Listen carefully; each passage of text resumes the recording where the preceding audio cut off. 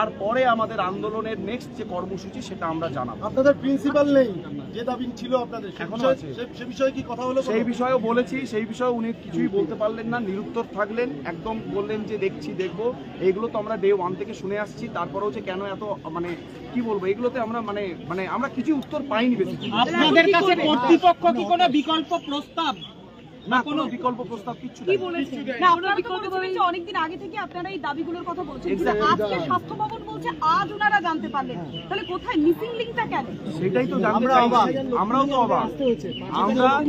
আমরা এতদিন ধরে এত কিছু রিকোয়েস্ট করার পর আজকে 5,000-এর উপর মানুষ নয়, বেশিরভাগই ডাক্তার আছেন, কিন্তু সাধারণ মানুষও আছেন, তারা যে এই 3 কিলোমিটার 3.5 কিলোমিটার হেঁটে হেঁটে এখানে এলাম, তাহলে আমাদের কি হলো? আমরা তো খুব ছোট্ট কিছু দাবি নিয়ে এসেছিলাম, মহামান্য মানে এমন কিছু তো দাবি নিয়ে আসেনি যে আমাদেরকে এইটা করে দিতে হবে, ওইটা করে দিতে হবে। এই দাবিগুলো আমাদের প্রথম থেকে